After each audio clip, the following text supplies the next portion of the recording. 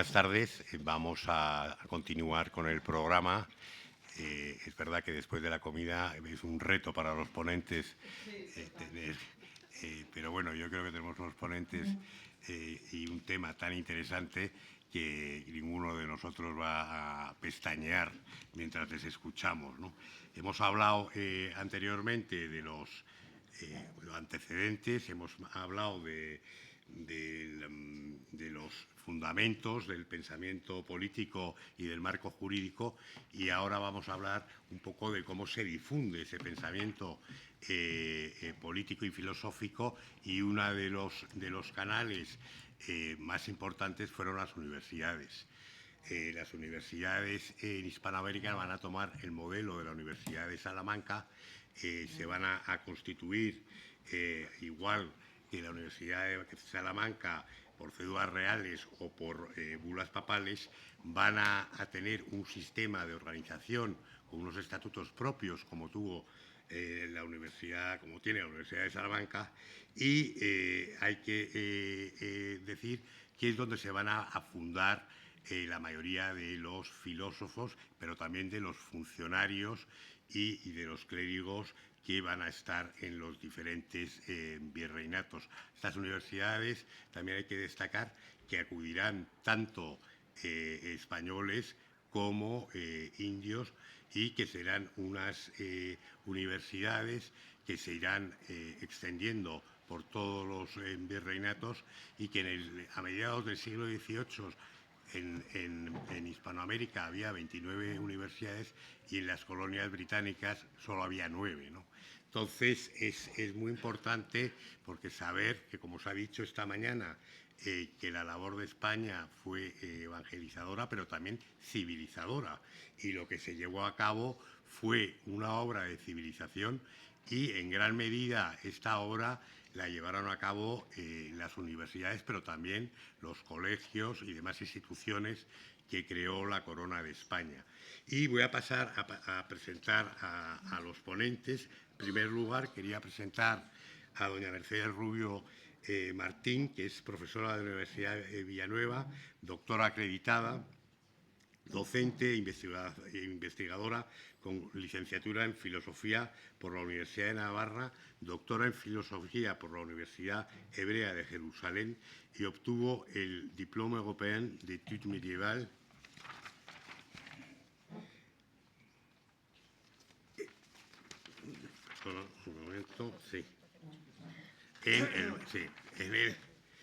en el marco del programa Erasmus y de la Federación Internacional des Instituts d'Études Médiévales. Ha realizado estudios de teología y sagradas escrituras en la Universidad Pontificia de la Santa Croce y de pensamiento hebreo en la Universidad Hebrea de Jerusalén. Su tesis doctoral fue galardonada en Israel con el premio Pines de Excelencia en Investigación.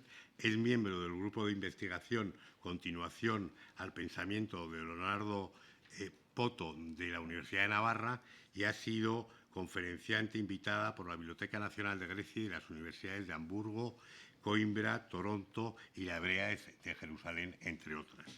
A continuación tomará la palabra don Juan Manuel Burgos, que es filósofo con reconocimiento internacional, autor de la propuesta del pensamiento integral. Su investigación se centra en personalismo, antropología, epistemología y ética. También ha publicado sobre familia, bioética y filosofía política.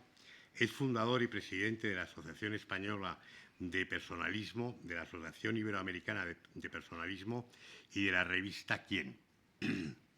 Revista de filosofía personalista. Es profesor titular en la Universidad Villanueva de Madrid y director de una maestría en filosofía personalista en colaboración con las universidades UDIMA y Anáhuac de Madrid y México, respectivamente. Ha impartido numerosos cursos y conferencias en universidades de Europa, Estados Unidos y, sobre todo, de Iberoamérica.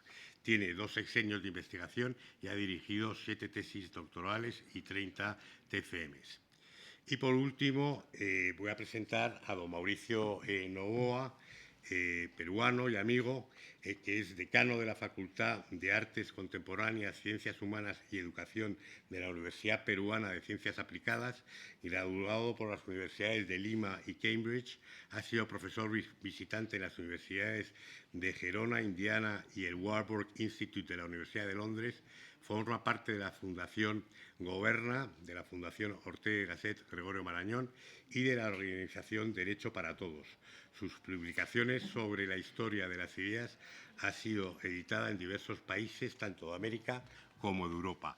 Y ya sin más dilación voy a pasar la palabra a doña Mercedes Rubio Martín.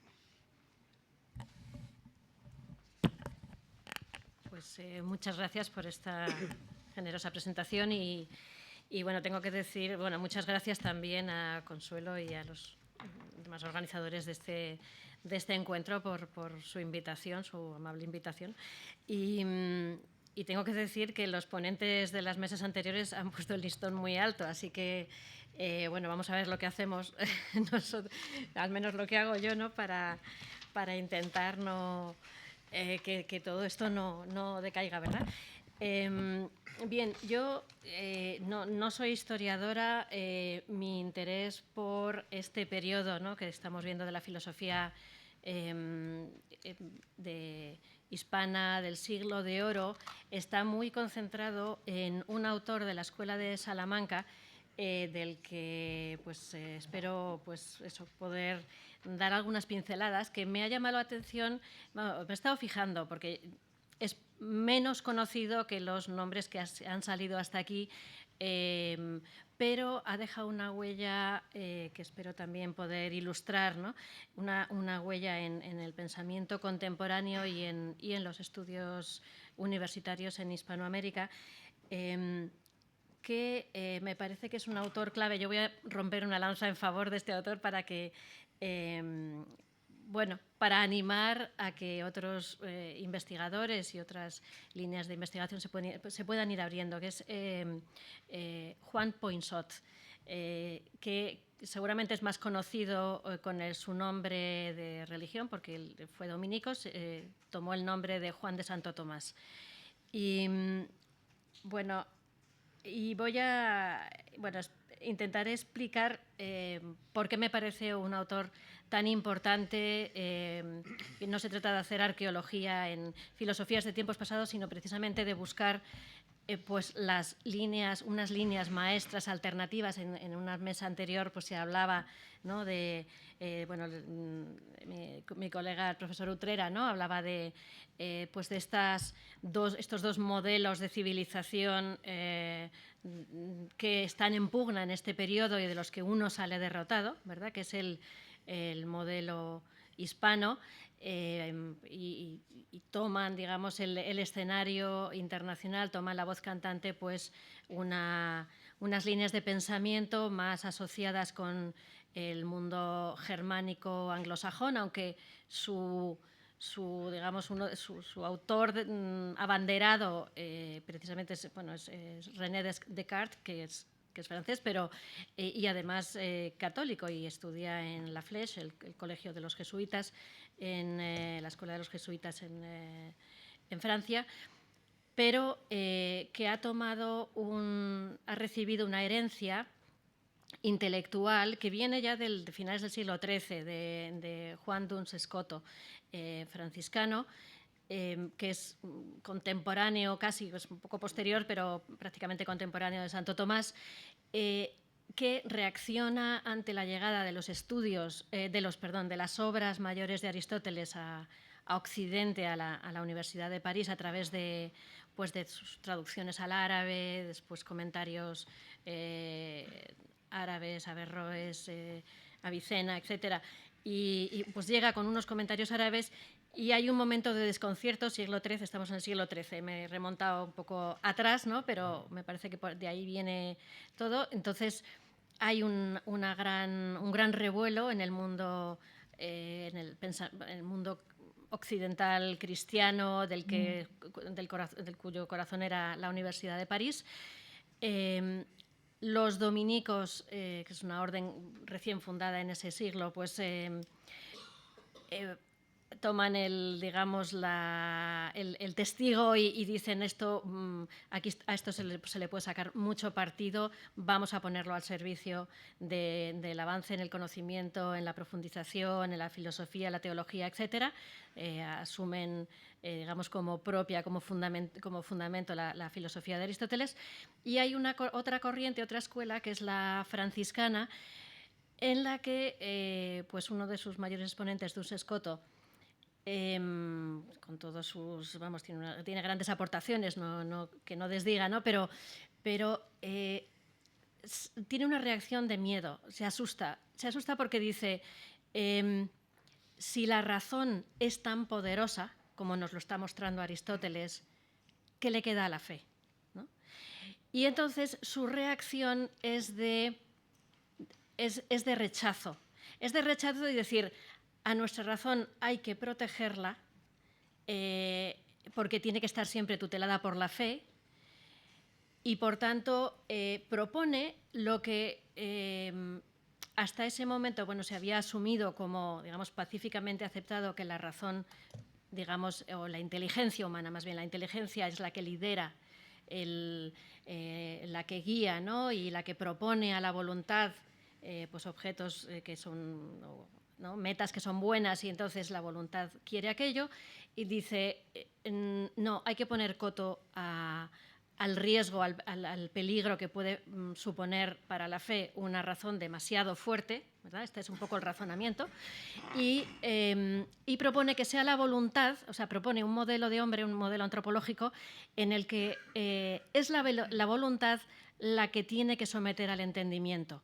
Entonces, hay un vuelco antropológico, y es un vuelco del que estamos viviendo hasta nuestros días, porque la corriente que predomina en filosofía, en el pensamiento, es la corriente que dará lugar a un Descartes, ¿no? Descartes, que dice hay que dudar, ¿verdad? Hay que dudar de todo para asegurar que no metamos la pata, que no nos equivoquemos. La duda es un acto de voluntad, o sea, es una acción voluntaria. Uno duda porque quiere. Entonces, ¿qué pasa? Que se instala en el pensamiento occidental una visión del hombre en la que la inteligencia queda marginada, la razón queda marginada, en favor de una voluntad muy fuerte. Y bueno, y esto, que comienza como un racionalismo voluntarista, ¿no? En tiempos de Descartes, continúa, se enraiza en todo el ámbito anglosajón, el ámbito de los países que serán protestantes. Pienso que porque precisamente en la parte sur del continente, ¿verdad? Que pues son los países católicos que mantienen el catolicismo, entonces se opone, es opuesta, es una visión del hombre que es opuesta. La línea, digamos, que mantendrán los estudiosos de Santo Tomás en las universidades católicas va a mantener que la inteligencia está por encima y la voluntad sigue a la inteligencia, sin miedo a que la razón desvaríe.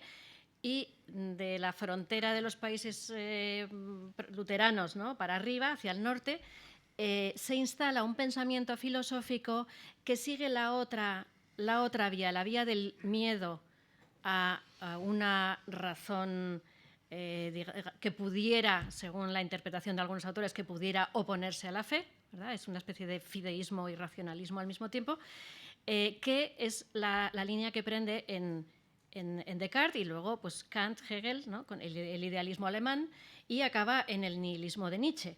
Y en estos momentos nos encontramos en un camino, en un callejón sin salida, filosóficamente hablando. O sea, la filosofía está agotada por esa vía, que es la vía que ha predominado, lo que ha vencido, ¿no?, en la narrativa global, pues porque ahí pues pienso que por una gran labor que han hecho los historiadores de la filosofía del mundo anglosajón, del mundo germánico, que han consagrado a los autores que ellos querían consagrar, y han ignorado, voluntariamente o involuntariamente, pero han ignorado todo lo que se hace en los países del sur, ¿no?, del sur de Europa, y obviamente incluyendo también los países de Latinoamérica, pues a los que llegan los descubridores, ¿no?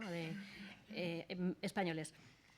Entonces, ¿qué pasa? Pues que ahora mismo pues tenemos me parece que hay una laguna y por tanto hay una gran labor que se puede hacer para sacar a la luz todo este pensamiento. Entonces, luego, esto es solo una pequeña introducción para ver un poco, ¿no? O sea, para ponerlo un poco en el contexto. Solamente me gustaría señalar que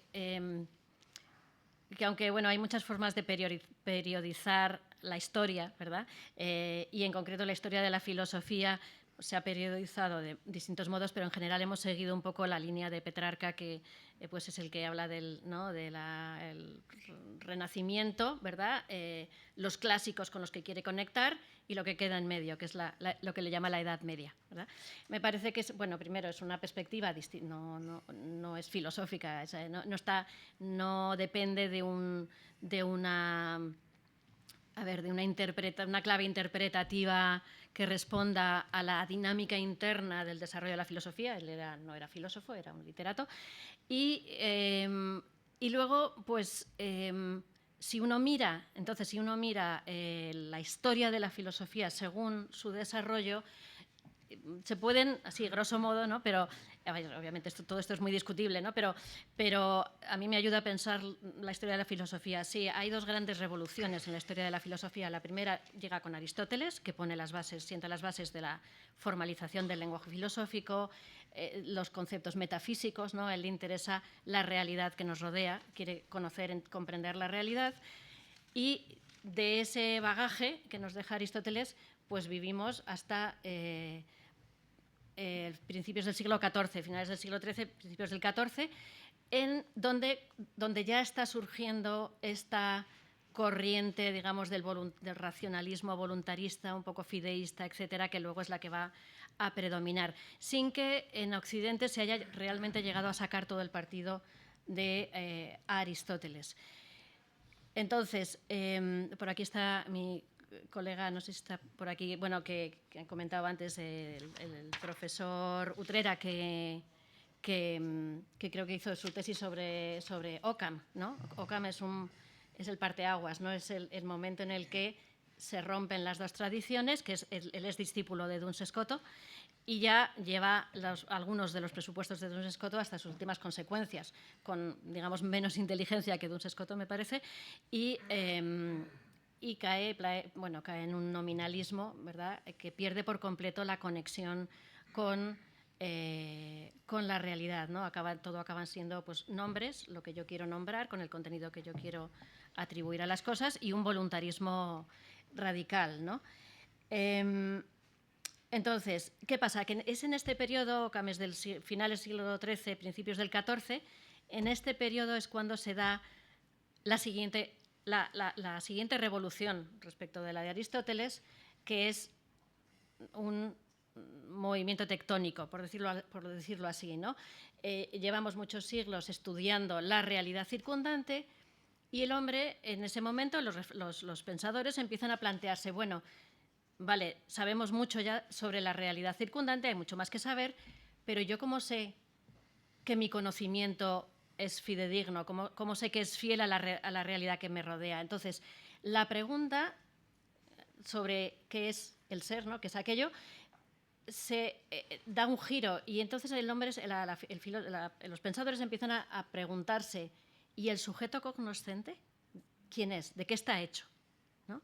Y entonces es el giro hacia el sujeto. Es lo que Kant llamará el giro copernicano, ¿no?, en la filosofía.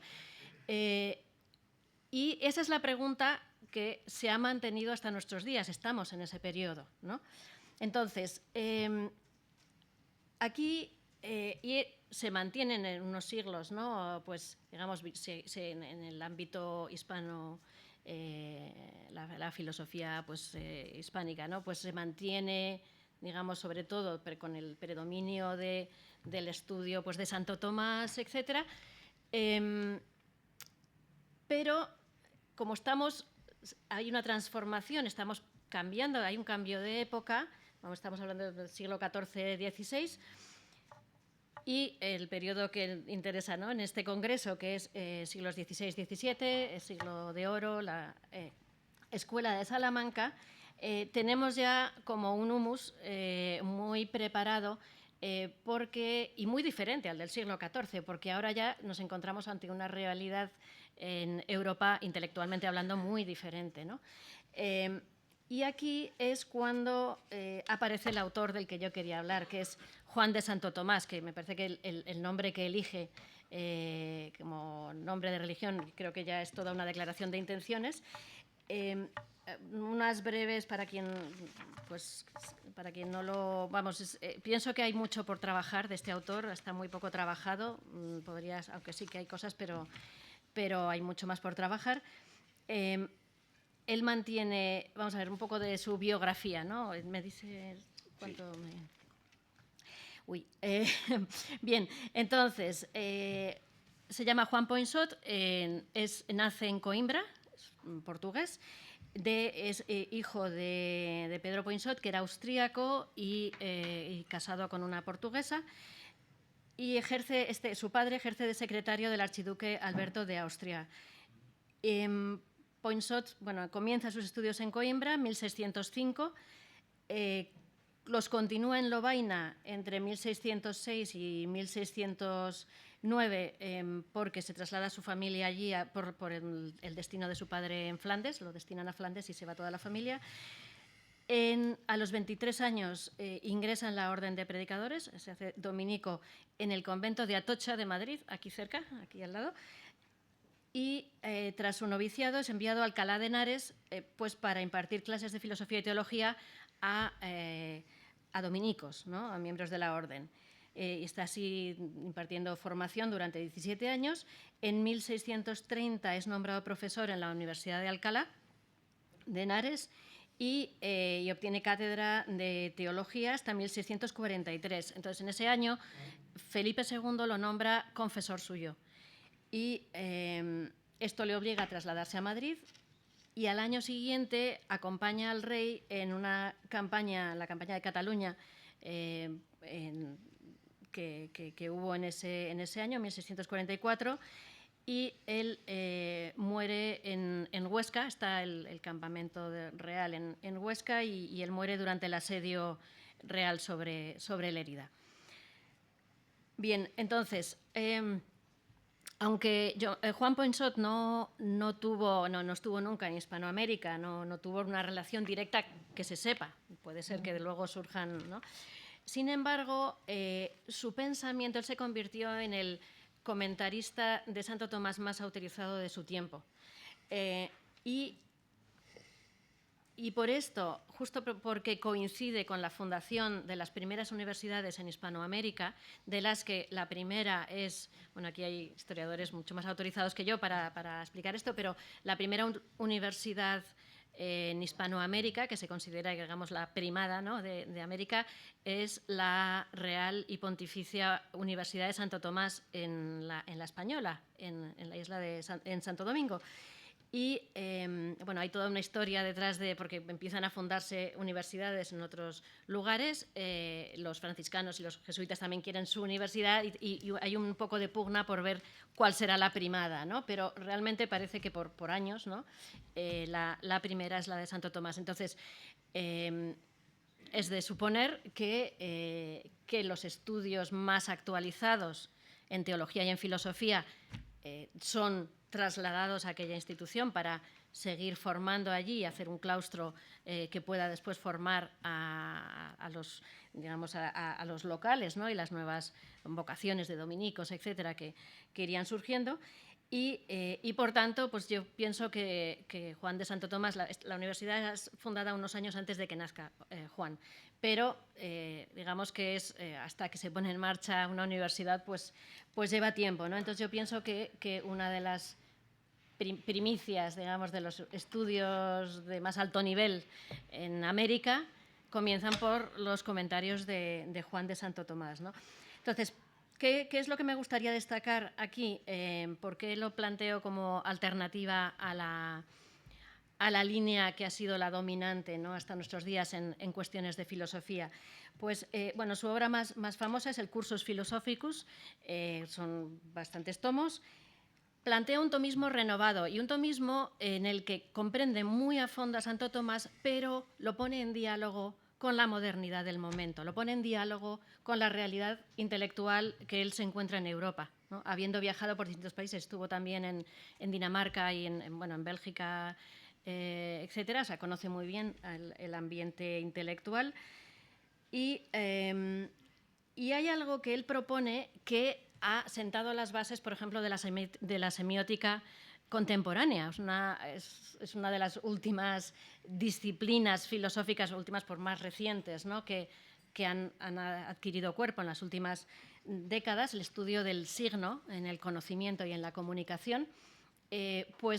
Juan de Santo Tomás tiene el primer tratado sobre los signos de la historia de la filosofía. Quiero decir tratado completo, porque sí que se hacen algunos estudios, hay algunos capítulos en obras anteriores, Francis Bacon tiene alguna cosa, pero realmente un tratado sistemático puesto al principio de los estudios de teología, eso es algo muy novedoso, que no existía y que Santo Tomás de Aquino no llegó a tener nunca hace un estudio así, ¿no? Sí, 2 minutos, muy bien. Entonces, él propone el estudio del signo, me voy a saltar entonces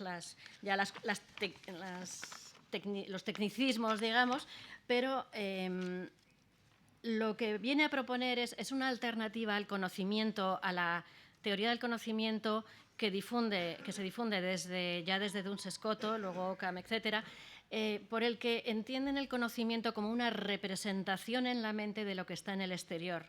Y es ahí cuando se suele decir que se rompe el puente entre el conocimiento, entre lo que el hombre sabe o lo que cree saber y la realidad que está fuera de la mente.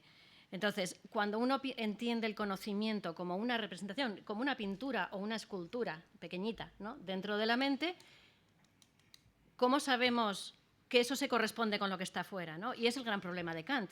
O sea, Kant dice, no lo podemos saber. Yo me encierro en mi mente y lo que conozco son categorías mentales, esquemas mentales. Y ese es el gran problema del idealismo y es el gran problema en el que nos encontramos ahora, ¿no? ¿Cómo justificar que lo que conocemos es real, ¿no?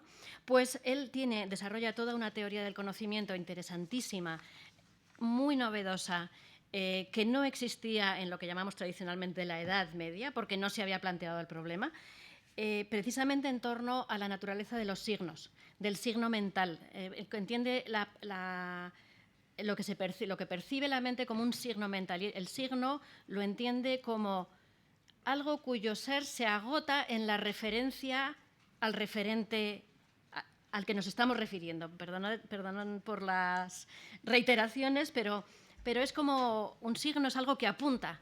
Y realmente uno no presta atención al signo en sí, sino a la información que da. Y la información que da es veraz, es certera, ¿no? Bien, entonces, explica cuál es la estructura del signo, cuál es la estructura del conocimiento basada en el signo mental. Todo esto anticipa la semiótica moderna, que ahora mismo se vincula más a Charles Sanders Peirce, a Umberto Eco, pero está ya en Juan de Santo Tomás.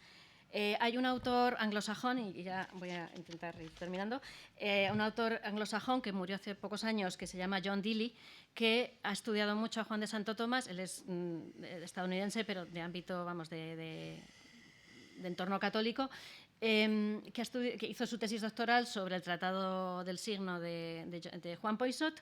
Tiene un libro monumental después de publicar su tesis, un libro de más de 1000 páginas que se llama The Four Ages of Understanding, ¿no?, las 4 edades de la comprensión, del entendimiento, en las que es una historia de la filosofía, pero desde el punto de vista del descubrimiento gradual del papel del signo en el conocimiento humano.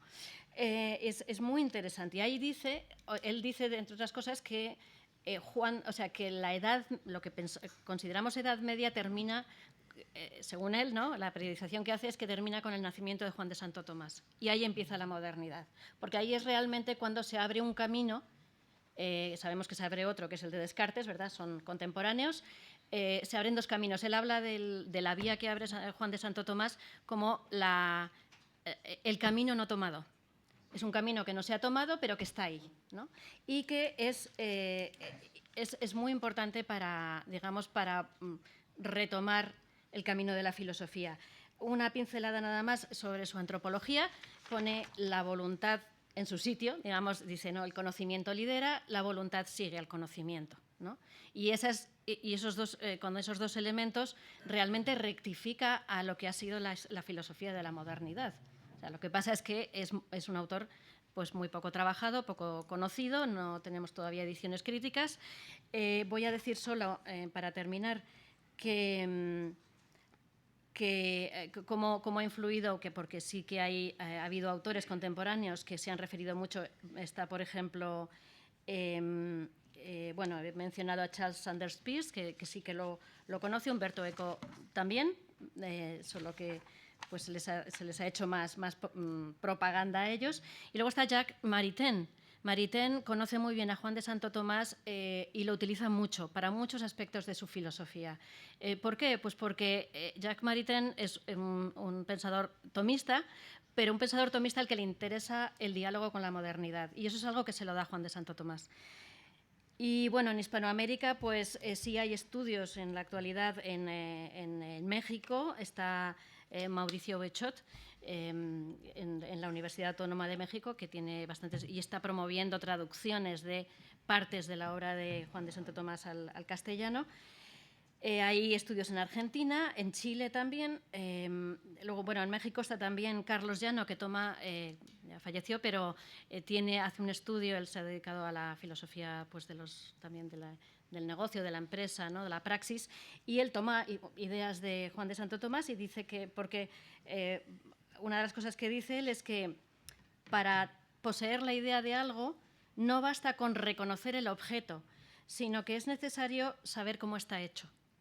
Entonces, eso es muy interesante, porque pensamos que tenemos muchas ideas que a lo mejor no son ideas todavía, no sabemos cómo está hecho aquello, ¿no? Pues es una idea de Juan Ponsot.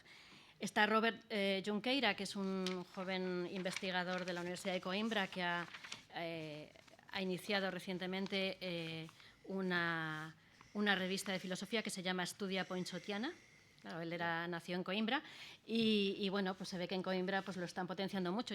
Me gustaría con esta intervención pues no sé, animar a los presentes pues a que si les interesa este tema pues que también puedan abrir quizá campos de investigación o promover estudios, ¿no? O interesarse por leerlo sencillamente porque realmente puede dar mucho de sí y está muy poco trillado su obra. Muchas gracias.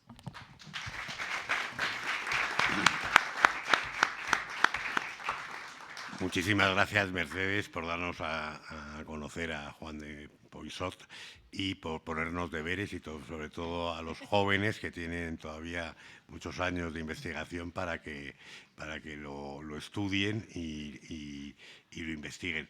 Y ahora le paso la palabra a don Juan Manuel Burgos.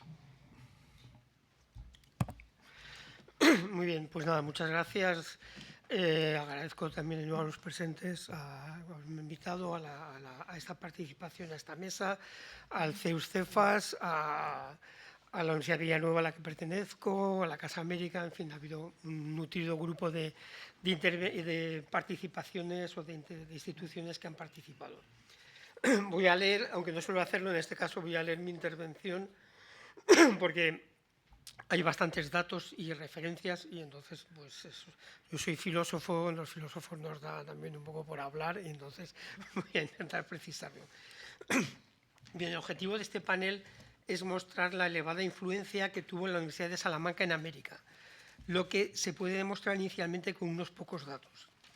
Felipe II usa como modelo para pedir la confirmación pontificia de las universidades en América los privilegios, las constituciones de la universidad y los planes de estudio de Salamanca, que era la más prestigiosa del mundo en esa época. De los profesores misioneros y altos funcionarios con formación universitaria que pasaron a Indias, en el periodo de 1535-1580, 180 han sido identificados como discípulos directos de los grandes maestros de Salamanca. El 70% de los consejeros del Real y Supremo Consejo de Indias son juristas formados en la Universidad de Salamanca, siendo ellos los que elaboraron las leyes de gobierno del Nuevo Mundo en el siglo XVI. Estos datos creo que ya sintetizan muy bien la importancia que tuvo Salamanca en esa época, pero para darle un poco de vida y de concreción, porque el dato genérico, la estadística, siempre es un poco fría, en el marco de la intervención quería concentrarme en dos aspectos concretos. Uno es la Real y Pontificia Universidad de México, en la que se ve la directa dependencia con Salamanca, y luego también voy a promover también, como ha hecho Mercedes, un filósofo que es Fray Alonso de la Veracruz, que es un filósofo poco conocido, pero que fue una de las grandes figuras de la Universidad de México y en el cual se puede ver también muy directamente la dependencia de Vitoria y de Soto, si bien él va mucho más allá. Empiezo por la universidad. La Real y Pontificia Universidad de México se creó por Real Cédula de 21 de septiembre de 1551 por el entonces príncipe regente don Felipe. Y en ella se determina lo siguiente, cito, que en la dicha ciudad de México se fundase un estudio y universidad de todas las ciencias, donde los naturales y los hijos de españoles fuesen industriados en las cosas de nuestra santa fe católica y en las demás facultades, y las concediésemos los privilegios, franquezas y libertades que así tiene el estudio y universidad de la ciudad de Salamanca. Fin de la cita de la cédula real escrita escrita o firmada por Felipe II. Este sucinto fragmento es muy relevante, voy a mencionar 3 puntos. En primer lugar, que ya se ha mencionado en algún sitio, que en 1551, es decir, tan solo 30 años después de la conquista de Tenochtitlan, se está fundando por España una universidad en América. Un hecho que no deja de ser relevante, ya se han hecho comparaciones, se pueden hacer comparaciones con las universidades en Estados Unidos, que son todas posteriores, pero si hacemos una comparación con la colonización portuguesa, la primera universidad fundada por los portugueses es en 1912, en Sao Paulo, o sea, 400 años después.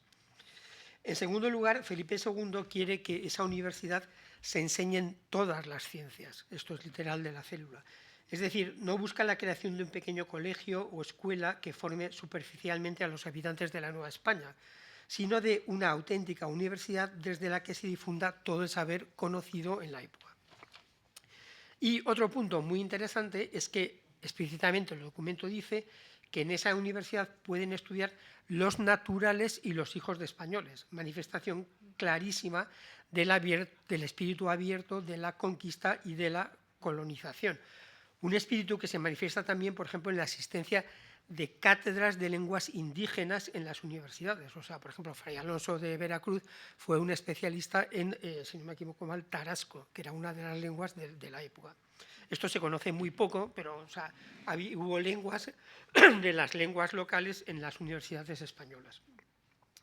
Bien, todos estos puntos, evidentemente chocan de manera frontal con la leyenda negra, que afortunadamente está empezando un poco a superarse un poco por la tarea colectiva de todos. Este es uno de los eventos que van en esa línea. Yo acabo de estar hace poco, por ejemplo, en el Escorial, donde llevan 7 jornadas sobre este tema. Afortunadamente, un poco con el trabajo de todos estamos revirtiendo esta visión de la colonización, conquista, como la queramos llamar, española de América, que es un poco contraria, es justamente el espejo, lo contrario de lo que está presente. Bien, pero por último, para centrarme un poco en el tema de la mesa, que la reproducción de la Escuela de Salamanca, está claro que en este texto también se dice expresamente que el modelo de la Universidad de México, de la Real y Pontificia Universidad de México, va a ser la Universidad de Salamanca. Un modelo que se va a hacer patente en muchos aspectos, por ejemplo, la estructura de cátedras de la universidad es similar a la de Salamanca, y también el estilo de asignación de las cátedras, que es igual al alma mater. De hecho, algunas de ellas se asignaban casi de por vida o casi de por vida, cuando había alguien, una figura muy potente. Y lo que pasa es que en la Universidad de México es que había un catedrático de prima, que era la cátedra más deseada entonces, porque, de acuerdo, o sea, como se sabe, la Universidad de Salamanca vuelve o retoma el pensamiento de Santo Tomás y entonces estructura las cátedras de acuerdo con la suma teológica. Bien, entonces lo que pasa en esa universidad es que a Fray Alonso de Veracruz, que va a ser uno de los primeros profesores de esa universidad, le asignan una cátedra similar a la de prima, le crean una cátedra especial, lo que, por así decir, genera, digamos, quejas y lamentaciones por parte del catedrático de prima, que cree como que le han quitado la cátedra más relevante y más codiciada, ¿no? Bien, esto sería un poco por lo que se refiere a vínculos institucionales en los que vemos esa dependencia de la Universidad de Salamanca. Bien, ahora lo que quería es ver en concreto cómo esos vínculos por así decir, se personalizan, si queremos decir así, en esta figura tan especial que es Fray Alonso de la Veracruz, que yo la verdad prácticamente no conocía nada de él hasta que me he ido preparando esta intervención, de lo cual me alegro. Entonces, Alonso de la Cruz nace como Alonso Gutiérrez en Caspueñas, un pequeño pueblo de Guadalajara, en 1507. Estudió en Alcalá y posteriormente en Salamanca, donde tuvo como profesores a Vitoria y Soto, y donde recibió el grado de maestro en teología. Abandona, sin embargo, la carrera académica porque su vocación es evangelizar. Entonces, para eso se va a México, desembarca en Veracruz y allí forma parte de la Orden de San Agustín, de manera que es un poco un rara avis, digamos, porque los principales evangelizadores fueron dominicos dominicos, franciscanos, jesuitas, los agustinos, pero también se ve que están los agustinos. Después de 16 años de intensa vida en México, regresa a España en 1592, para defenderse de las acusaciones ante la Inquisición motivadas por su reelección sobre los diezmos, a la que me referiré después, en la que exoneraba a los indios de su pago porque ya pagaban otros tributos, y cuya publicación fue prohibida y permaneció inédita en la Biblioteca del Escorial hasta que Ernest Burrus la descubrió y publicó en el año 1976. De hecho, las publicaciones de este autor, sobre el cual se está estudiando mucho en México, son relativamente recientes el descubrimiento. De todas maneras, aunque viene a España un poco para defenderse de las acusaciones de la Inquisición, probablemente por el peso de su figura, alcanza el favor real de Felipe II y después va a ser una figura muy importante, y Felipe II va a intentar que él acepte nombramientos muy importantes, pero no los asume porque él quiere volver a México. Su actividad en México durante los 2 periodos que vivió allí, que suma casi 40 años, fue impresionante. Incluye nada más y nada menos, aparte de la fundación de numerosos colegios de primera y segunda enseñanza, en el ámbito universitario, la creación de la primera biblioteca de América, el dictado de los primeros cursos de filosofía y la publicación de los primeros textos filosóficos en América en absoluto, o sea, en toda América, ¿no? Bien, ahora, si de todas maneras nos centramos en el aspecto que nos interesa más en esta mesa, que es la relación con Salamanca, porque se podría estudiar cómo se está haciendo su filosofía directamente, podemos encontrar lo siguiente. Algunas de sus publicaciones más importantes, como De Dominium Infidelium e de Justo Velo, o su texto sobre los diezmos, que tantos problemas le causó, forman parte del formato de las reelecciones. Bueno, como se sabe, las reelecciones era una conferencia magistral a la que asistían todos los alumnos, que en Salamanca, según parece, llegaron a asistir incluso 2.000 o 3.000 alumnos a estas reelecciones iniciales, y que daba como el catedrático con más prestigio. Esto fue lo que hizo Francisco de Vitoria, que fue, que realmente de ahí es donde tenemos todo su pensamiento principal, y lo que tenemos es que justamente Alonso de la Veracruz en México está siguiendo exactamente el modelo de las reelecciones. La postura intelectual de Veracruz también es muy similar a la salmantina, que tiende a buscar un poco, en parte como lo que ha comentado la profesora Mercedes, un término medio entre el inmovilismo, de quedarse en una escolástica que estaba ya un poco decadente, o el humanismo renovador de estilo nominalista, que era muy de ruptura con respecto a la tradición.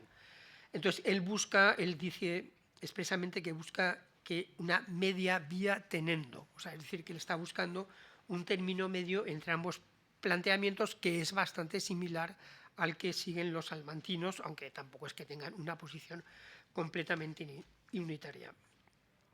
Bien, Veracruz también, y esto se ha mencionado bastante a lo largo de estas mesas, hace muestras de una gran independencia frente al poder público, tanto civil como eclesiástico. Esto realmente es algo llamativo leyendo a Francisco de Vitoria, cosa que recomiendo. Sus relecciones, al menos alguna de ellas, son bastante sencillas e interesantes, y la verdad es que llama muchísimo la atención cómo Francisco de Vitoria desautoriza al emperador, desautoriza al papa, y va por una línea directa, simplemente exponiendo su pensamiento y sin ningún tipo de temor a lo que pueda suceder, y evidentemente porque él estaba de alguna manera, por ejemplo, desautorizando muchos de los títulos legítimos que en ese momento se manejaban como, por así decir, justificaciones de la conquista de América. Bueno, pues Alonso de la Veracruz en México sigue la misma línea, o sea, por eso le va a suponer, claro, enfrentamientos, en este caso con la autoridad eclesiástica. También debido a que en México, o sea, en la conquista hubo enfrentamientos entre los religiosos y los seculares por motivos muchos de varios de poder. Pero él, digamos que vuelve directamente, ¿no? Bien. Felipe II le propone volver a España, pero le propone cargos importantes en España, como he dicho, pero él vuelve a México, sigue interesado por México. De hecho, en 1565 envía a la Universidad de México un ejemplar de los nuevos estatutos de la Universidad de Salamanca. Salamanca había modificado sus estatutos y rápidamente Alonso de la Veracruz los envía a México para que los tengan en cuenta y se adapte esa universidad al modelo español. Y luego, como anécdota simpática, él tiene tanto aprecio para la Universidad de México que durante sus años en España, que fueron como 10, se dedica a recoger todo tipo de libros y a comprar todo tipo de libros para llevarlos a España, hasta el punto de que cuando ya tiene una nao asignada para volver, no le caben. O sea, el capitán dice que ahí no se pueden meter tantos libros, que tienen otras cosas importantes que llevar. Entonces necesita una autorización especial del rey para que en la nao en la que hubiera de embarcar se diese, y esto es literal, un apartamiento de hasta 12 toneladas a donde pudiesen llevarse los dichos libros. O sea, él había conseguido 12 toneladas de libros para llevar a esa primera biblioteca de América. Bien, voy a ir a la segunda parte, bueno, luego el moderador ya me va diciendo, pero que sería un poco cuál es la aportación filosófica de Veracruz, y en este sentido lo que quiero mostrar sería como la dependencia intelectual de Veracruz con Salamanca, también con una independencia que veremos. O sea, él no se dedica simplemente a copiar lo que han dicho sus maestros salmantinos, pero hay una influencia muy clara. Por un lado, escribe sobre lógica, física y antropología. Hay aquí unos textos de lógica. En realidad, su trabajo en lógica también es innovador, pero sigue bastante a Domingo de Soto, o sea, en el sentido que lo que busca es, por así decir, una tarea pedagógica de simplificar todo el aparato lógico con el que prácticamente se torturaba a los alumnos de aquella época que estudiaban. Yo, como filósofo, no sé si espero que nadie se sienta ofendido con esto, para mí la lógica creo que no es filosofía. No sé si Mercedes estará de acuerdo, ¿no? La lógica es argumentación, pero no es filosofía, ¿no? Pero bueno, en aquella época se estudiaba muchísima lógica, que era muy compleja, y él hace mucho trabajo de simplificación pedagógica, que es algo que Domingo de Soto también intentó, y en ese sentido vemos esa línea de continuidad con Salamanca, ¿no? 3 minutos. Vale. También se puede hablar de la antropología de Veracruz, en este caso, como es muy similar a la aristotélica, o sea, en el sentido que él sigue mucho a Aristóteles. En ese sentido, su antropología viene sobre todo leída del libro de Ánima de Aristóteles, pero no hay grandes novedades. Digamos que por eso me voy a centrar bastante en la filosofía político-jurídica, que es donde se muestra con más claridad la dependencia de Vitoria y sobre todo de Soto, y de esa gran novedad de la que se ha ido hablando en estas jornadas, que es esa visión novedosa de la fundación de la política internacional y derecho internacional por parte de Vitoria, ¿no? Bien, punto 1, por ejemplo, sería que Veracruz, al igual que pasaba en las reelecciones de Vitoria, afrontan temas concretos, o sea, afrontan problemáticas concretas del momento, lo cual supone una gran novedad en filosofía, es decir, que no están en una teoría súper especulativa también, pero ellos quieren resolver las problemáticas del momento, idea que viene de Vitoria. Y luego también que tienen reflexiones, por eso me ha interesado mucho la aportación no me acuerdo del nombre, perdón, de Mercedes esta mañana, sobre el tema jurídico, porque cuando se lee a estos autores se ve que su conocimiento de las leyes es muy potente, es muy poderoso. O sea, no son filósofos que han leído 2 libros de leyes y hacen comentarios de aficionados, ¿no? Sino que tienen un conocimiento muy profundo como los autores salmantinos, ¿no? Bien, y luego ya para ir a las ideas centrales de las que nos estamos mencionando, bueno, ¿qué propone Veracruz? Pues Veracruz propone primero el origen democrático del poder, o sea que esto es algo que puede resultar llamativo, pero es algo que está en la escuela de Salamanca, es decir, el poder reside en el pueblo. Esto parece que lo han inventado o que lo hubieran inventado en el siglo XIX con la Revolución Francesa, pero todos los autores salmantinos ya lo están diciendo.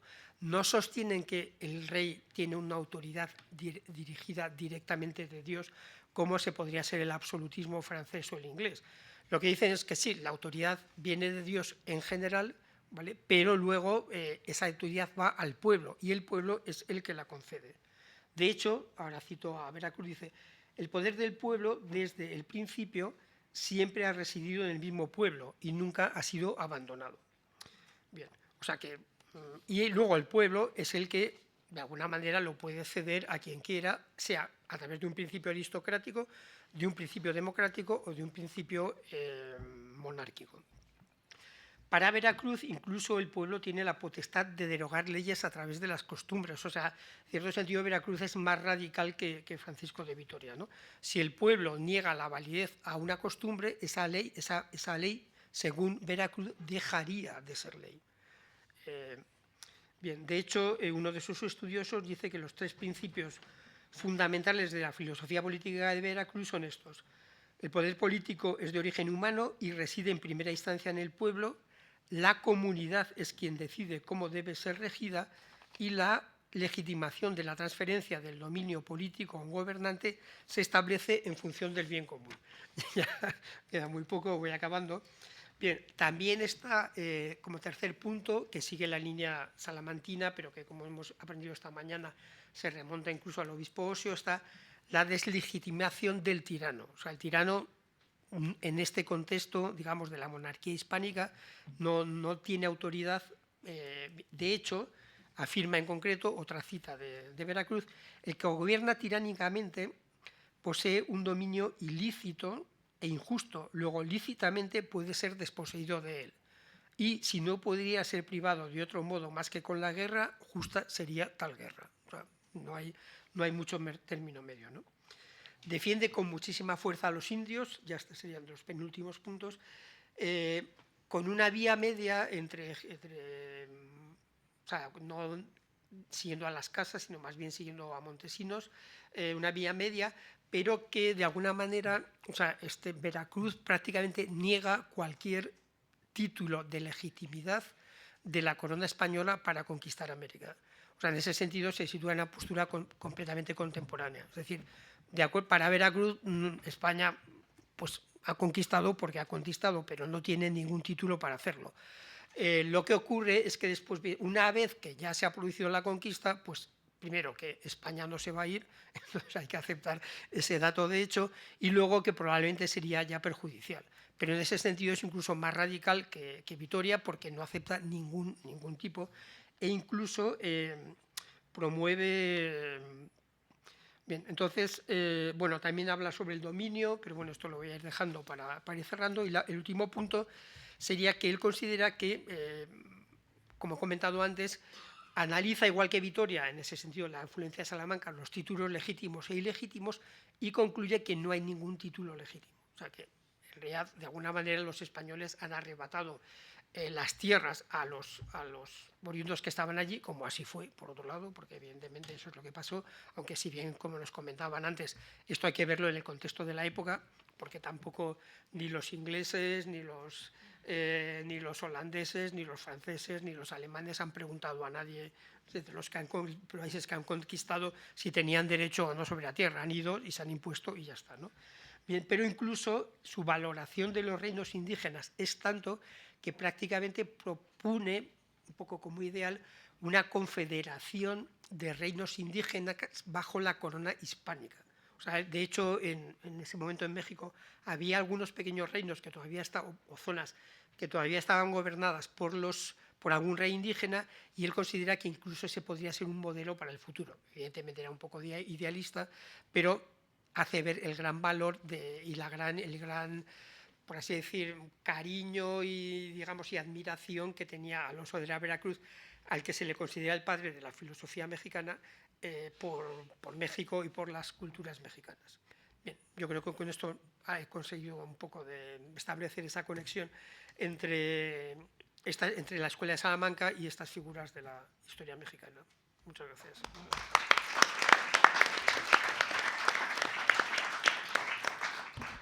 Pues muchísimas gracias, Juan Manuel, que también recomiendas a otro autor, a Fray Alonso de la Veracruz, agustino, además, que está muy de moda, los agustinos, con lo cual, y ahora ya paso la palabra a mi amigo Mauricio Novoa. Muchísimas gracias. Yo en primer lugar quiero agradecer enormemente tanto al CEU Cefas como a la Universidad de Villanueva por poder estar esta tarde con ustedes. Quiero agradecer especialmente a Consuelo Martínez Cicluna por acogerme nuevamente aquí, a ti, Eduardo, a Gillian y a Paloma, que deben estar por ahí. A los latinoamericanos hoy nos ha tocado la ímproba tarea de hablar antes del almuerzo y, como diría el gran salsero puertorriqueño Héctor Lavoe, todo tiene su final. A mí me toca hablar al final, en la tarde. Entonces, pero bueno, lo hago encantado porque además estoy en esta señera casa tan importante, tan significativa para todos los americanos como es la Casa de América, y la verdad que es un privilegio poder hablar desde aquí, desde este ilustre sitio, en una magnífica sala.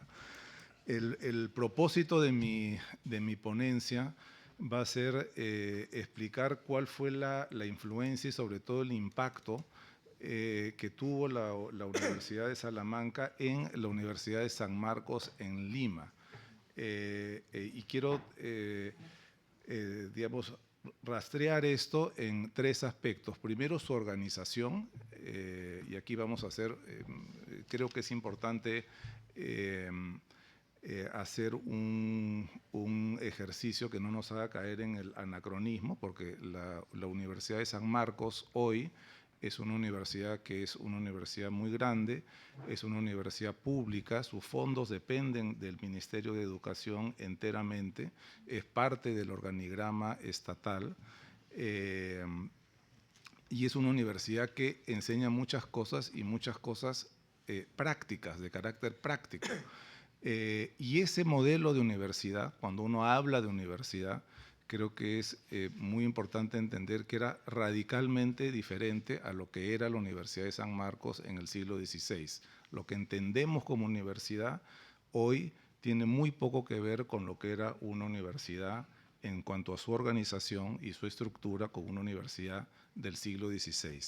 Entonces, voy a empezar, o sea, quiero hablar sobre la organización, quiero hablar sobre una parte de sus estudios, en este caso, y hago aquí eco a la charla, magnífica charla de Mercedes Galán sobre la enseñanza del derecho y del derecho civil, y comentar un poco, otra vez, en términos de impacto concreto que tienen estas instituciones en las carreras de los colegiales, porque así como las universidades, ciertamente, Salamanca en primer lugar, eran grandes centros de enseñanza, tuvieron un impacto concreto en proveer abogados, sacerdotes, obispos, funcionarios a la monarquía católica. Entonces hay un impacto concreto de esas aulas en la monarquía hispánica. Entonces, en relación a la organización, y aquí quiero empezar, digamos, siguiendo imperfectamente la charla de Consuelo, comentando que el propósito de una universidad, aunque felizmente muchos lo mantienen, era una idea, digamos, trascendente. Esta es una pintura que está en el Cusco del siglo XVIII, que se llama El Huerto de San Antonio Abad, que es el nombre de la Universidad del Cusco. Entonces, hay la idea de una universidad como un huerto, y además que aquí hay algo interesante porque tiene que ver, por ejemplo, con una de las advocaciones de Nuestra Señora, huerto cerrado, en el sentido que debe ser una institución que te debe hacer florecer. Y te debe hacer florecer, es decir, no es algo solamente vinculado con un conocimiento aplicable, práctico, sino con una idea de trascendencia. Y no cualquier trascendencia. El sol, que dice ahí los que puedan alcanzar a leer, Apolo, que ilumina estas instituciones, es la escolástica. Es decir, no es cualquier sol el que ilumina estas instituciones, que es la imagen de Santo Tomás de Aquino, ¿no? El doctor angélico tiene alas y desde este sol irradia e ilumina y hace que pueda florecer. Entonces, aquí creo que hay una idea de lo que fueron las universidades en la monarquía hispánica, en México y en Perú, las primeras. Después hubieron universidades muy rápidamente en el resto de capitales de la audiencia, que plantea en el fondo, y esta imagen, como les digo, pintada en la segunda mitad del siglo XVIII, lo evidencia, un diálogo con el mundo medieval. Entonces, la organización de las universidades era una organización medieval, es decir, la universidad era, por ponerlo en términos de hoy, una especie de ente administrativo que organizaba las clases principales y te otorgaba el título universitario en el modelo de la Universidad de Bolonia. Eso es lo que era la universidad. Pero la educación era complementada y en muchas instancias incluso impartida en buena medida desde los colegios universitarios, desde los colegios mayores. En el caso de Salamanca, el Colegio de San Bartolomé, Santiago el Cebedeo, fueron instituciones que no eran solamente residencias universitarias, sino que había enseñanza ahí mismo también que complementaba a las clases públicas, a las cátedras públicas que tenía la universidad como tal. Y eran instituciones, otra vez, muy diferentes a lo que es una institución ahora, porque eran instituciones que tenían su propio patrimonio, tenían tierras, tenían propiedades, eran autónomas, escogían a sus propias autoridades y muchas de ellas tenían algún patronato real, otras veces estaban vinculadas a las órdenes religiosas, pero eran instituciones de existencia autónoma. En el caso peruano, por ejemplo, están los dos grandes colegios seculares y reales, que son el Colegio de San Martín, fundado en 1571, administrado por los jesuitas, el Colegio de San Felipe y San Marcos, también colegio real, diseñado específicamente para los descendientes de los conquistadores. También de 1541, el Colegio de Santo Toribio, que existe todavía en una forma de universidad para estudios de sacerdotes, era solo de teología, para sacerdotes seculares, el Colegio de San Pablo para jesuitas, el Colegio del Príncipe para los hijos de los indígenas. Entonces, las universidades eran este huerto muy autónomo con estos colegios mayores que inevitablemente, como vamos a ver más adelante, termina generando redes, etcétera. A mí me gusta mucho la analogía del huerto, porque en algunas universidades medievales siempre existe o había esta costumbre, quedan algunas, en donde tú ingresabas a la universidad o al colegio mayor y decía humilitas, ¿no? Humildad. Y esto es interesante porque humildad viene de humus, de tierra. Entonces tú eres tierra, debe ser tierra fértil para absorber estos conocimientos y al mismo tiempo dar, al mismo tiempo florecer. Entonces hay una cosmovisión, una idea diferente. Felizmente las universidades somos todavía huesos duros de roer y se da todavía esto, pero el origen de eso es justamente ese. Entonces, estaban organizadas de esa forma. Y en el mismo sentido, otra vez, el diálogo, como les digo, con el mundo medieval, se ve en el tipo de conocimientos que se impartían. En el caso del derecho, como ha señalado muy bien Mercedes, se enseñaba el ius comune, el derecho común, que estaba compuesto por el derecho canónico medieval y el derecho civil romano. Entonces, ¿qué cosas se enseñaba? No se enseñaba nada, salvo algunos aspectos, obviamente, del derecho canónico que fuera aplicable en la práctica. Las tres grandes cátedras de San Marcos eran la cátedra de prima de leyes, era prima porque se daba en la mañana, fundada también en 1571, donde se enseñaban los libros del medio del digesto, o sea, del corpus iuris civilis, esta noción que se ha dicho en la mesa anterior de dar a cada uno lo que le corresponde, es digesto 111, es la definición de lo que debe ser el derecho, ¿no es cierto?, el arte de lo bueno y lo justo, y dar a cada quien lo que le corresponde, ¿no es cierto? Es una definición filosófica, no es una definición práctica. La cátedra de vísperas de leyes en las tardes, también fundada en 1571, y al final se funda en el siglo XVII una cátedra de digesto viejo, y, digamos, la cátedra, digamos, introductoria era la cátedra de las instituciones. Nuevamente, esto tampoco se trata de ser una cosa antifrancesa, pero los franceses se enorgullecen mucho de su Código Civil, pero el Código Civil estaba basado, o tenía la estructura de las instituciones, ¿no es cierto? Personas, cosas y obligaciones, ¿no? Entonces, eso era la introducción al mundo del derecho, y después, otra vez como una innovación, en fin, se funda una cátedra de este código. Cuando yo digo que se funda, y eso también es importante, estas cátedras tenían una existencia autónoma a la centralización de las universidades, tenían un patrimonio propio, se autofinanciaban con propiedades, etcétera. Muchas veces eran cátedras reales. Todavía hay remanentes de eso en digamos, Oxford o en Cambridge, donde existe todavía un profesor de Derecho Civil, que es una cátedra que fundó Enrique VIII, y tiene un patrimonio separado del de la universidad para que ese profesorado siga existiendo.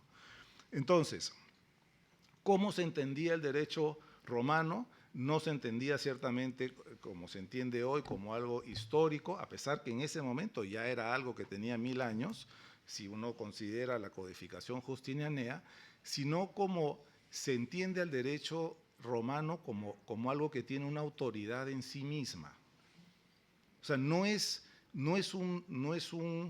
una rama de conocimiento para discutir o para cuestionar, no, eso es algo que tenía una autoridad en sí misma, y de hecho había un principio medieval en su aplicación que se aplica hasta mediados del siglo XVIII, que era la odia restringe, es decir, si la norma que el juez iba a interpretar era concordante con el derecho común, se debía interpretar de manera amplia. Si no era concordante con el derecho común, se interpretaba de manera restrictiva. Entonces, otra vez, este derecho digamos, romano, cercano o compilado cerca al mundo medieval, era lo que se enseñaba como derecho secular en las universidades. Y lo mismo, y además, otra vez, no hay una aproximación, digamos, de las fuentes crudas, sino que se estudia a través de sus comentaristas medievales. Bártolo para el digesto, estoy hablando muy en términos generales, Baldo para el código. Es decir, es a través del mundo medieval, de los comentaristas medievales, de lo que los comentaristas medievales entendieron como ese derecho romano que se estudiaba esto. Entonces, cuando uno va a las bibliotecas de los oidores, por ejemplo, lo que encuentra es un tercio de derecho castellano y el otro tercio es derecho romano y canónico medieval. Eso es lo que está en las bibliotecas. Eso es y esto lo ves incluso, digamos, la última biblioteca que yo he estudiado, que es paradójicamente en 1821, ese hombre todavía tiene un corpus juris civilis, todavía tiene a Baldo, todavía tiene a Bártolo. Entonces, ahí hay una influencia profunda en la currícula de Salamanca, de esta currícula medieval que llega a América y que está plenamente vigente por al menos 200 años, porque esto evidentemente cambia con los Borbones. A los Borbones, a partir de Felipe V, hay una idea que los decretos de nueva planta, la idea que se tiene que estudiar el derecho patrio y que el derecho romano debe ser solamente un derecho, digamos, histórico. Es un proceso largo, pero con el tiempo, a partir de las primeras décadas del siglo XVIII, esto va… ¿Cómo estoy de tiempo? Tengo 3 minutos, ya. Entonces, eso es… Y en tercer lugar, después podemos seguir hablando de eso, está la influencia de los colegiales. Esta es la Universidad de San Marcos, hoy está destruida, es lo que hoy día está en la plaza del Congreso.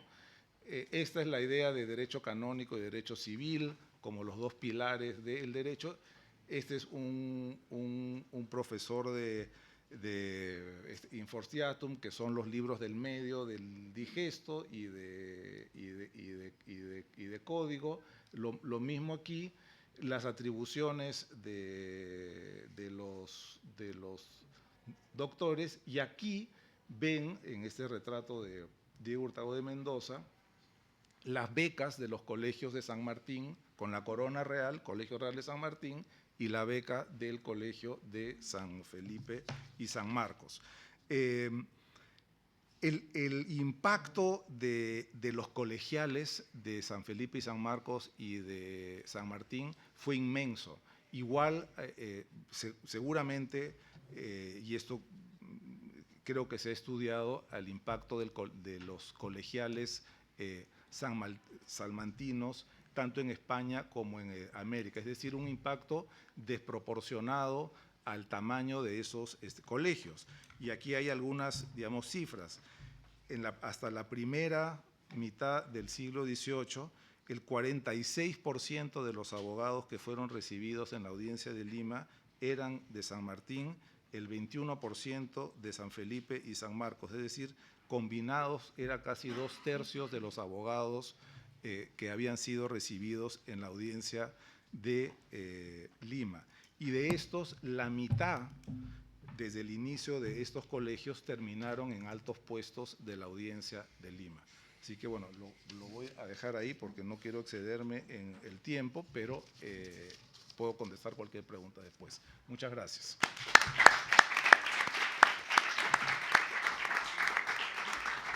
Muchísimas gracias, Mauricio. Ahora tenemos unos pocos minutos para preguntas. Si hay alguna pregunta.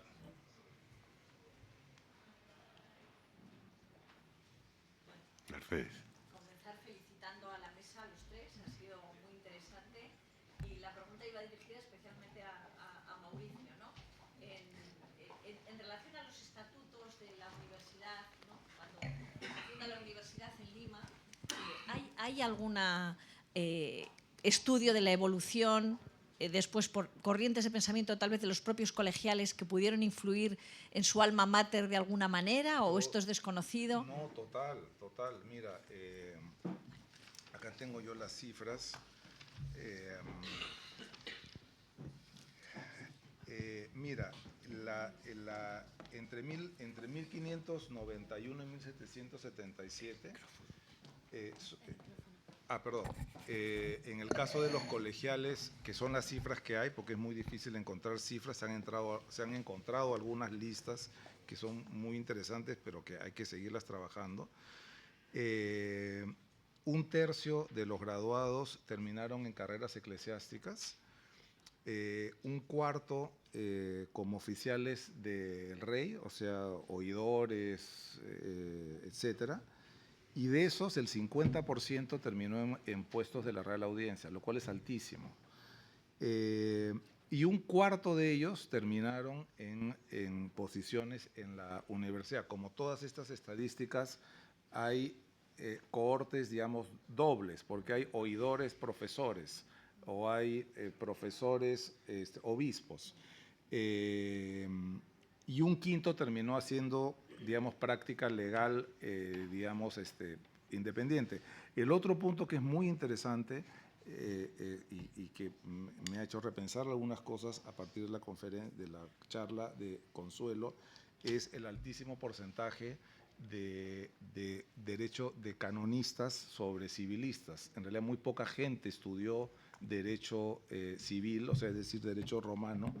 Y esto, si tú piensas en la composición de estos funcionarios dentro del sistema virreinal, son en el fondo funcionarios, digamos, escolásticos, es otra lógica del servicio público.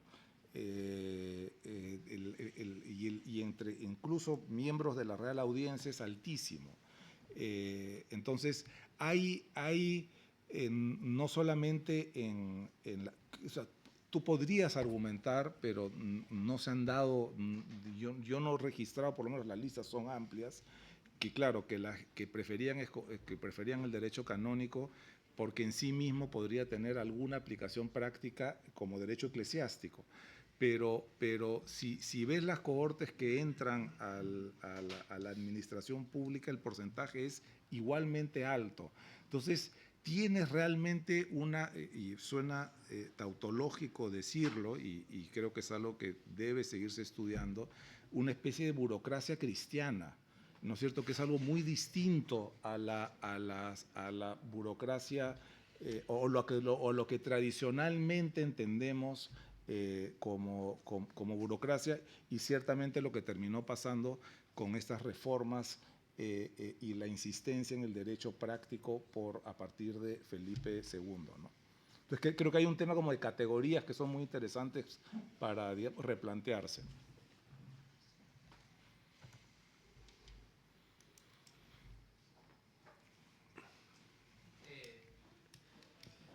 Gracias. A mí me gustaría preguntar a la mesa si creen que el espíritu o la esencia o los valores de la Universidad de Salamanca se mantienen en las universidades de hoy en día, de España, de Europa o de América o del mundo en general, o si creen que deberíamos echar la vista atrás y volvernos a fijar en aquellos valores de la época. Gracias. Manuel, Mercedes.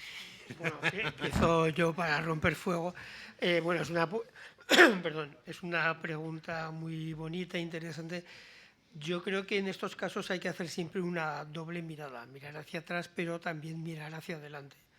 O sea, es decir, es cierto que en épocas pasadas hay una serie de valores, sobre todo en este mundo hispánico, que como estamos viendo ahora, realmente encontramos a unos reyes preocupados por la ética y dispuestos emperadores a parar una conquista si les daban una valoración ética negativa, cosa que es realmente asombrosa. No sé si ha pasado en algún otro lugar de la historia en general. Entonces, eso significa que hay unos valores de trascendencia muy importantes que de alguna manera yo creo que hoy sí tenemos que recuperar, porque en buena medida están desaparecidos. Pero también es cierto que nunca puedes mirar hacia atrás e intentar como hacer revivir un mundo que ya no existe. Entonces, en ese sentido, creo que si bien hay que recuperar esos valores, también hay que situarnos en el mundo contemporáneo y ver que la universidad hoy quizás no juega el papel que jugaba en esa época, pero tampoco lo va a jugar ni probablemente tiene por qué jugarlo, porque en esa época también eran unos grupos muy minoritarios la gente que acudía a la universidad. Entonces hoy tiene un papel diferente de formación profesional, en el fondo de culturización de la mayor parte de los estudiantes, un papel técnico. Entonces yo creo que hay que hacer un poco de papel intermedio, o sea, retomar esos valores del pasado, pero no quedarse allí, porque ellos, o sea, los salamantinos estaban respondiendo a su tiempo y con eso ellos, por así decir, realizan una serie de novedades, pero hoy tenemos que responder al nuestro y, evidentemente, pues Francisco de Vitoria, Domingo de Soto, otros autores no nos van a dar la respuesta. Nos pueden ayudar, pero no nos darán la respuesta. Bueno, eso sería mi intervención. Bueno, sí. Muchas gracias por la pregunta. Bueno, estoy de acuerdo con lo que acaba de decir Juan Manuel. Y bueno, podría añadir alguna cosa más, que es que la universidad en la actualidad es un reflejo de la sociedad actual, del estado del mundo en el que se desarrollan sus actividades. Entonces, lo que ha pasado es que en estos últimos siglos ha habido una fragmentación de la cosmovisión. No tenemos ya una visión compartida, todos los miembros de la sociedad, todos los que integramos una sociedad, no tenemos la misma visión de la realidad, ni de las cosas, ni de las personas. Entonces, eso se ha trasladado también a los estudios y lo que ha ocurrido es que con la tecnificación que mencionaba Juan Manuel, ha habido un proceso muy fuerte de especialización de las ciencias, así como pues remontándonos a Aristóteles, ¿no? Aristóteles escribe sobre todas las ciencias del momento, pues porque podía hacerlo, ahora mismo no es posible, porque hay una visión unitaria de la realidad. Él sienta los fundamentos, descubre un montón de cosas, ¿no?, que son fundamentales para han sido fundamentales a lo largo de los siglos, pero llega un momento en el que yo creo que esto tiene que ver también con el problema noseológico al que yo me he referido antes en mi comunicación, en mi presentación, que es que empezamos a dudar de nuestro propio conocimiento, ¿no? Lo que comentaba antes Consuelo, se instala la duda. Entonces, la duda sistemática, es una duda metódica. Ya no nos podemos fiar de nosotros mismos. Entonces, eso hace, si no tenemos un punto de apoyo para estructurar una visión, una cosmovisión, pues eso se traduce también en la enseñanza de lo que cada uno sabe. Dices, bueno, esto es mi parte de la realidad que yo he profundizado según yo la entiendo, ¿verdad? Y al final pues tenemos pues una fragmentación muy llamativa y que efectivamente a mí me gustaría poder acudir a universidades que te dieran una visión más de conjunto de la realidad, más coherente con las distintas ciencias, que fueran coherentes entre sí, que ahora mismo no tenemos eso, ¿no? Creo que es algo que es muy de desear, pero que responde a una crisis muy profunda que es antropológica. O sea, el ser humano está en crisis porque en su visión de sí mismo, en la actualidad y desde hace varios siglos. Entonces, pues cuando hay una crisis antropológica, pues el conocimiento se resiente, ¿no? Y a la vez pienso que el origen de la crisis antropológica está en los presupuestos que hemos asumido sobre nuestro propio conocimiento, ¿no? Que ha sido un acto voluntario, curiosamente, ¿no? Lo que decía antes, ¿no?, de que la voluntad es la que manda ahora. Entonces, pues uno ve y conoce lo que quiere, ¿no? Entonces, ese es un poco entonces, cuando el conocimiento está en crisis, el hombre está en crisis también, ¿no? Pero bueno, no sé si eso te contesta Sí. Bueno, muchas gracias. Vamos a acabar este panel porque vamos con retraso. Perdón, si no, ahora tienes oportunidad. Si quieres, una última pregunta, pero breve, por favor. Sí, muy brevemente. La pregunta es muy concreta. Gracias. La pregunta es, ¿por qué triunfó el modelo salmantino y no el alcalaíno? Porque, al fin y al cabo, Alcalá de Henares, fundada, como todos sabemos, en el siglo XV por el cardenal Cisneros, fue el primer campus universitario del mundo, la primera universidad moderna, por lo tanto, y el modelo que se ha extendido posteriormente.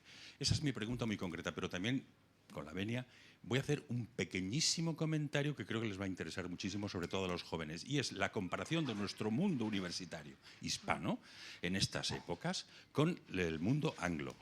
Mientras que nosotros estábamos fundando del orden de 35 universidades en ambos continentes, en Inglaterra se mantuvo el duopolio Oxford-Cambridge. Y ese duopolio Oxford-Cambridge se mantuvo única y exclusivamente por razones confesionales. No se podía obtener el título sin jurar los 39 artículos del llamado settlement, religious settlement de Isabel I. Y esa situación se mantuvo hasta muy entrado el siglo XIX. Teóricamente, en 1829 se produjo la última ley de desamortización, dijéramos, de los católicos, pero todavía las universidades estuvieron durante 50 años más aproximadamente, siendo muy remisas a admitir estudiantes.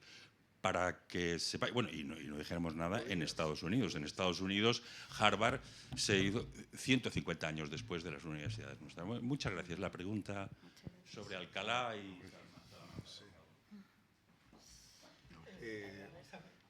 No, yo no sé. Yo creo que el modelo medieval era más fuerte, era lo que yo creo que no querían experimentar, quizás. Es la única razón, creo que es la fuerza de la historia, pero quizás sea una razón política, no sé.